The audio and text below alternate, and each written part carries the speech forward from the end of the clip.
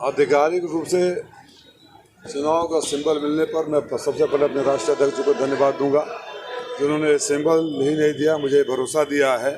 और उन लोगों के गाल पे तमाचा है जो हार के खौफ से फर्जी आपत्तियों को लगाकर, जिनकी इतनी हिम्मत नहीं है कि मुझसे चुनाव में लड़ें, फर्जी आपत्तियों को लगाकर मेरा पर्चा खारिज करवाना चाहते थे।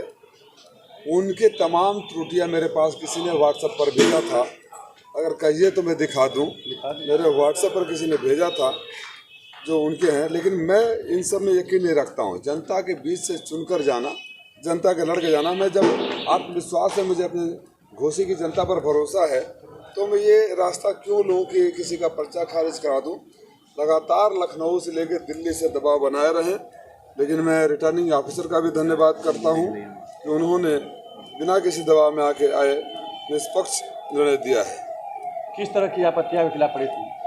ये देखिए, उनके खिलाफ मुझे किसी ने सब भेजा था, मैं भी चाहता तो आपत्ति डाल सकता था, और इसमें आपत्तियां ऐसे हैं कि कोई जवाब नहीं दे सकते।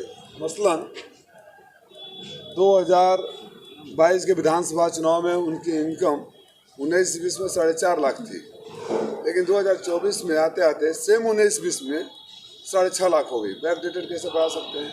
तमाम है, ऐसे तमाम है, लेकिन मैं सोचा कि फिर तो हल्कापन हो जाएगा। अरे चुनाव के मैदान में आए हैं, लड़ें, जनता के बीच में जाए, जनता का विश्वास जीते। तो जो लोग फर्जी आपत्तियों के सहारे और सत्ता का दुरुपयोग करके खारिज कराना चाहते थे, उन्होंने साबित कर दिया कि वो डरे हुए हैं, खौफजदा हैं, कायर हैं, लड़ने में यकीन नहीं रखते। प्रत्याशी महोदय, अगर सिंबल के क्रमवार की बात करें तो नंबर 1 पर बसपा है, नंबर 2 पर सपा और तीसरे पर छड़ी, क्या रहेगा पोजीशन तीसरे पर छड़ी? देखिए, वो टेक्निकली किस तरह से वो लोग अलॉट करते हैं, मुझे लगता है कि पिछले लोकसभा में जो सांसद रहे हैं यहाँ से संख्या, उसके आधार पर उन्होंने किया है, उससे कोई फर्क नहीं पड़ता।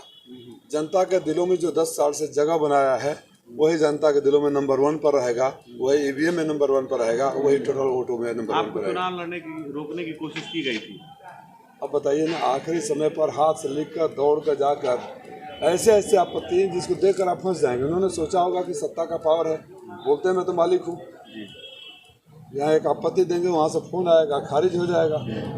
कानून नाम की कोई चीज़ होती है ना, लेकिन जो लोग मंचों से खड़ा होकर छिनैती और डकैती के लिए उपदेश देते हों, उनको कानून पर कैसे यकीन?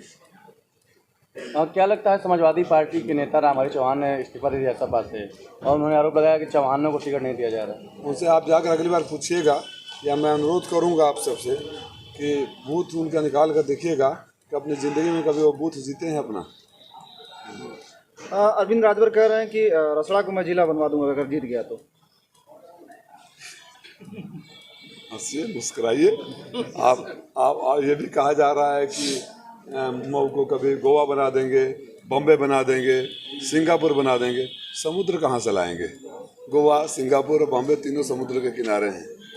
मैं मऊ को कल्पनाथ राय की ज़मीन को, कल्पनाथ राय जी वाली मऊ को उसी मुकाम पर ले जाऊंगा जिसको मुकाम पर ले जाने का सपना स्वर्गीय कल्पनाथ राय जी ने देखा था। मैं मऊ को वो मऊ बनाऊंगा जो स्वर्गीय कल्पनाथ राय जी ने मिशन शुरू किया था, जो उनका सपना था, उनके सपनों को पूरा करूंगा।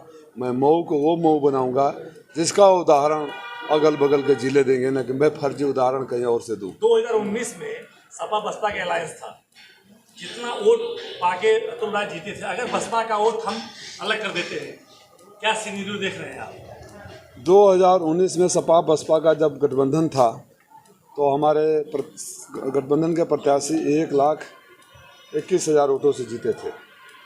जब सपा बसपा अलग हो गई, 2022 में सपा बसपा दोनों अलग से लड़ी, तो हमारे जीत का फासला, यानी हमारे और बीजेपी के बीच वोटों का फासला 1,40,000 हो गया।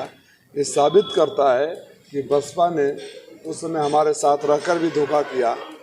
जब वो हमारे साथ नहीं थे तो हम लोग 1,40,000 वोट बीजेपी से ज़्यादा थे, जब हमारे साथ थे तो 1,21,000 वोट से ज़्यादा थे। जब मान्य स्वघोषित सबसे बड़े नेता जो चुनाव लड़ रहे हैं हमारे खिलाफ, जो कहते हैं कि पूर्वांचल की सारी सीटें उनकी वजह से समाजवादी पार्टी ने 2022 में जीती थी, तो जब हमारे साथ थे तो घोसी विधानसभा की सीट हम 21,000 वोटों से जीते थे। जब उनके साथ चले गए तो हमारा जीत का अंतर 43,000 हो गया।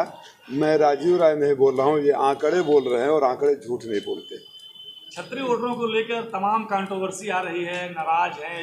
क्या लगता है आपको इस बार चुनाव में जो क्षत्रिय वोटर हैं घोसी के, क्या रुझान दिख रहा है अभी तक आपको? क्या लगता है आपको, चाहे राजीव राय हो, चाहे XYZ हो, चाहे कोई माँ बहन की गाली देकर, जूते मारने की बात कर क्षत्रिय समाज हो या कोई अन्य समाज हो, कोई वोट ले लेगा क्या?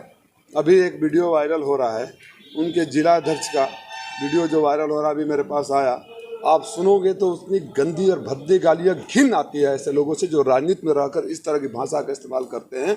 राजनीति में आप विरोधी हो सकते हैं, प्रधानमंत्री जी का हम भी विरोधी हैं, हम विरोधी दल में हैं, नैतिक राजनीतिक विरोध है, विचारों पर विरोध है, लेकिन क्या हम माँ बहन की गाली देने लगेंगे? महेंद्र पांडे जी वरिष्ठ नेता है ना, कैबिनेट मिनिस्टर है ना, माँ बहन की गालियाँ नहीं दी गई। तो आप चाहते हैं कि माँ बहन जब चाहे माँ बहन की गाली दे, जूते मारने की बात करें और वोट ले लें? दूर नहीं होनी इस बात। देखिए, जो नाराज है वो, मैं अगर बोलूँगा तो आप लोग इसे पॉलिटिकल स्टेटमेंट लेंगे, लेकिन आप खुद वोटर होके इसमें से उस समाज का कोई अगर पत्रकार साथी हो तो अगर अपने दिल से भी पूछेगा तो उसका दिल यही कहेगा कि मैं माँ बहन की गाली देने वाले को, जूते मारने की बात करने वाले को कभी वोट नहीं दूंगा। क्योंकि अगर वोटर पोलिंग सेंटर तक पहुंच भी जाता है वो दबाव में, जब उसकी उंगली ईवीएम मशीन तक जाएगी तो एक न एक पल उसकी अपनी माँ का चेहरा याद आएगा, जिस कोख से पैदा हुआ था, जिस माँ ने उनको पैदा किया था, जिस माँ को गाली दी गई थी, उस बहन का चेहरा याद आएगा जिस बहन ने राखी बांधी थी। और माँ बहन की गाली सुनकर, राखी बांधने वाली बहन को गाली देकर, माँ पैदा करने वाली माँ को गाली सुनकर, जूते खाने की बात सुनकर कौन वोटर वोट देगा? आप लोग खुद से पूछिए। 23 को प्रधानमंत्री आ रहे हैं घोसी में, आप प्रचार करने? तो प्रधानमंत्री आ रहे हैं प्रचार जी, आए तो क्या प्रधान, उनका काम है प्रचार मंत्री तो ही है, उसे